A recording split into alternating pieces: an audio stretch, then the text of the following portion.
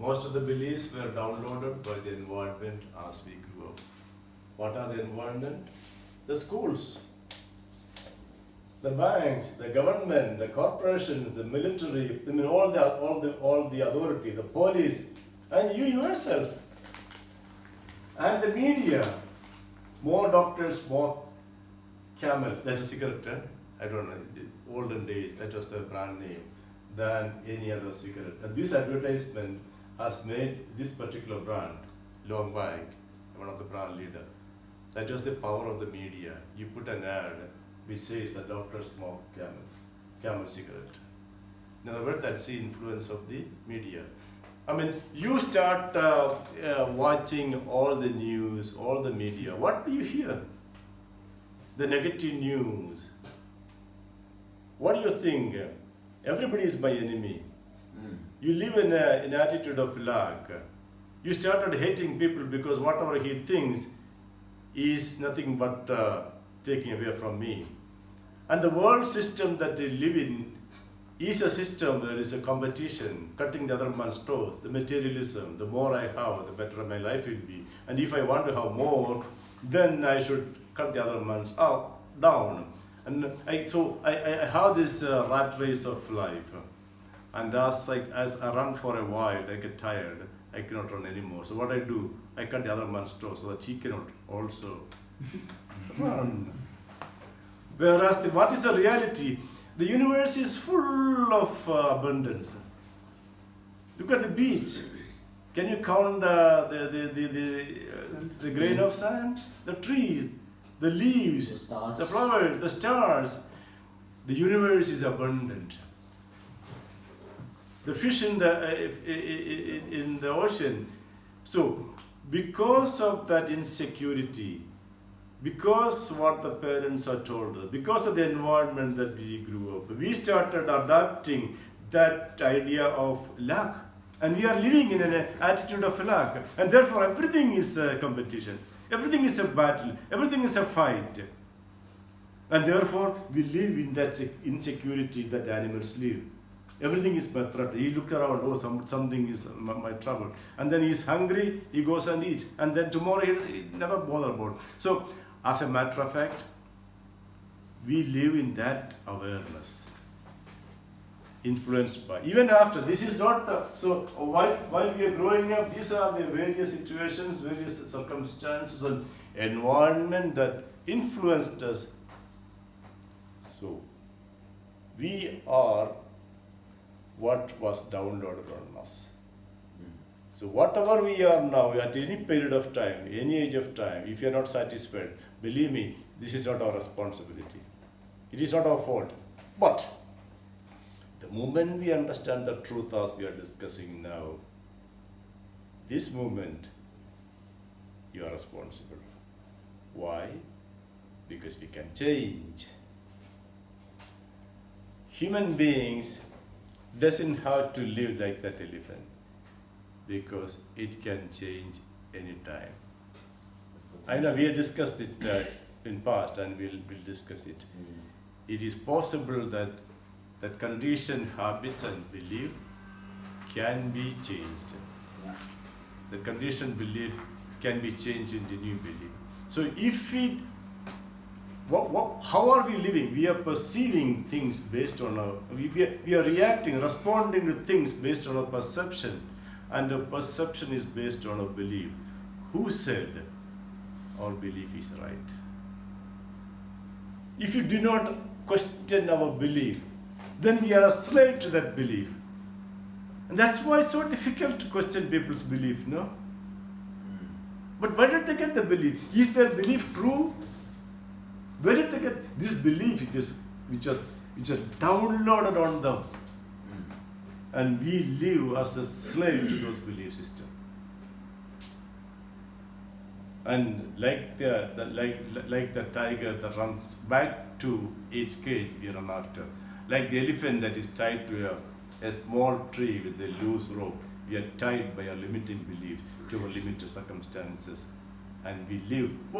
What a sad, tragic death that elephant will die. And let me ask this question. Are we any different if we die like that? Is this not a total uselessness of our limit, our capacity or potential that we have got? You take the stories, I mean, people who are achieved anything and everything in the world were not special. Even I talked about this gentleman, James Allen, Thomas Edison. Even the current people like Microsoft, Apple, they were all started very small somewhere, difficulties, all sort of difficulties. Most of the people were not bright. And the Apple guy, Steve Jobs. drop out. Yeah. What is the Elon Musk. the brightest man? Stephen Hawking. Einstein. Yeah. Albert Einstein. Albert Einstein. Albert Einstein, drop out, school drop out, sad, no money, going through the streets. I mean, I have read so many books of people, their history was that they were not special. Their environment was not special. Their intelligence was not anything greater than anybody else, but they were the people who challenged the situation. So anybody says that I am not as smart as that other person, not intelligent as the other person, it's not true. Because like I said, the human brain is created same. We got the same number of neurons, the same number of capabilities in our brain. It's how we challenge it, and if you see that star as our goal, which we will discuss, then we'll reach. And if you don't do that, then we'll be living in slumber and sleep, thinking that that's all about it. Then we will live a life which is totally mediocre. Average is a bad word. Yes. Now the question is, Yes. how do we acquire? How do we get to a point? How do we acquire the consciousness of realizing that we are trapped by the shackles of programming? And because the thing about the programs is like they are meant to run long enough and effectively enough so that even if they are removed from you, the after effects, the after effects of the programs will still run through you. Just like an example of that child that was removed from the cage and kept and allowed to be free in the jungle. Yeah. It didn't realize that it had been free. So now, how do you get to a point where you acquire the consciousness to realize that you have to set yourself free from the shackles of this? Because they're long enough and effectively enough so much that even if when they're removed, but the programs are still running on the background, and you cannot realize it. It's the same thing with slavery. In some cases, that's why Bob Marley was saying we need to free ourselves from mental slavery. We need to emancipate ourselves from mental slavery, because slavery, it existed long, some time back, like more than 300 years ago, but we still can see the reminiscence of slavery in our patterns of behavior, even in to date. So now that's the question that I'm trying to ask, like how do we get to a point where we acquire consciousness to realize and then set ourselves free? Yeah, and the whole study is about that. Today we are talking about the problem. I don't want to rush. Okay. We'll get there, because unless we understand there's a problem for us, you will not go to a doctor unless You are sick. you understand. Know that you're sick. Not sick. You have to identify. Identify you are sick. Your knowledge is Sickness. So Okay. our today's goal is to reflect on the fact and say that we are sick. To identify the sickness. There's this. Okay. Go ahead. Because I want you to just come with one. You have put on the AC? No, Oh. I love to stand up. Okay. Stretch myself. So I just wanted to share this story that is also in my background that I've heard about. It's almost linked to this and what Sifundo also asking. It talks about two twin brothers, whereby they grew up suffering because their father was a drunkard and they could not provide for them. But when they grew up, they had completely different lives, both of them. One was wealthy, another one was just like his father, did exactly the same that the father was. Then they asked the one that was like the father, they asked him, why did you grow up and just become this? He said, what did you expect? I was born from that drunkard. I grew up with him. So of course I will just be like this. Then they asked the very same question to his brother. How did you grow up and be like this? And he said, what did you expect? I did not want to be like my father. Look at my father and look at me. So I used my father to change what he was doing. Just by changing what he was doing, the way he was behaving, I became what I became. So same brothers, same environment, but different choices. Exactly. Different results. Yeah. So, So- choices. In both the Pradesh, the outside environment was same. Where was the change? What was different in the response, in the perception, the response? One found it an excuse to become an alcoholic. The other found it a reason why not to become an alcoholic. So, who is in power here? It's not the external circumstances. No. The one who responded. We cannot blame the circumstances for anything that is happening in our life. It's all about us, we responding. I mean, I'm sure this story, the guy who became a reasonably good man, he influenced a lot of people. Anything in the society that we grow, there was only one or two people in the society that started a movement. Why we are not even today in the Stone Age, in the jungles? Because somebody said, there's a different way. We don't need so many people. There could be one leader who challenges the establishment and decide there is a different way.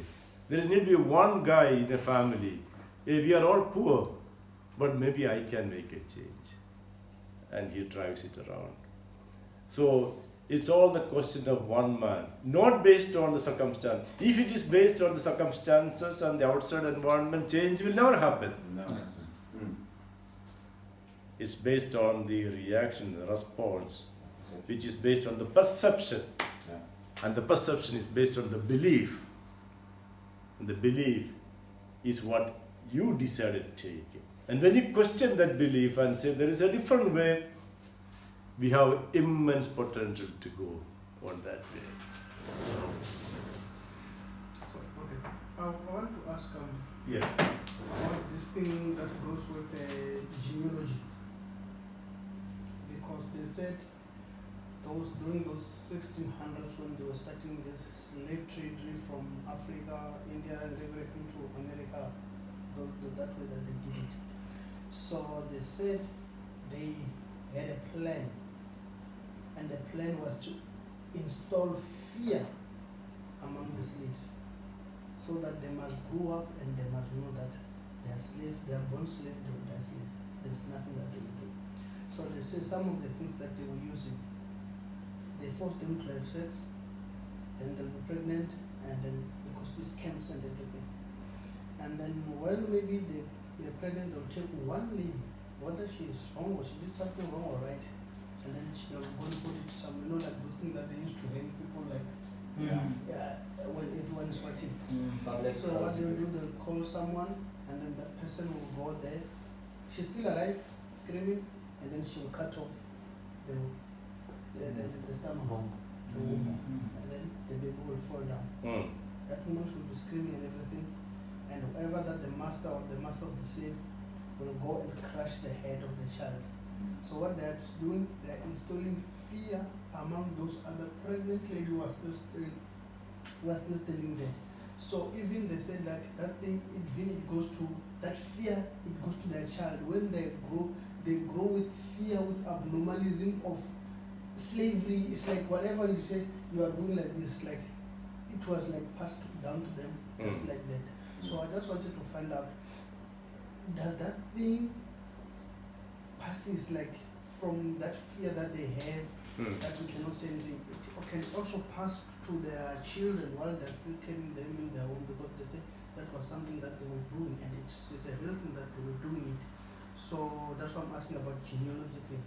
So whatever that I'm doing, if I'm a mother, like let's say if you're consuming something like this a lot, it can also affect your child. If you're smoking, your child can come with asthma and all those kind of things. But when it comes to those things like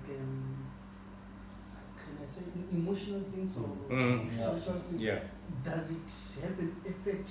Yeah, it has got. There are two points you raised. I'll answer both separately. The first one was that whether the child in the womb should be affected by the environment. Yes, I have a video. Sometimes I'll take it and show. It's just like a study done in Italy, and the mother is pregnant with the child, and the husband and the wife is screaming, like fighting, yeah. And there is, in the video it's Italian language, you don't understand what they're talking, but you know that they are really screaming and fighting. There are two particular incidents where one is the mother is really screaming, and the other one is glass breaking. In both the situations, the child in the womb is jerking, with fear or emotion. So the scientists started thinking what is actually happening, because the baby in the womb cannot hear what is happening, the baby cannot understand.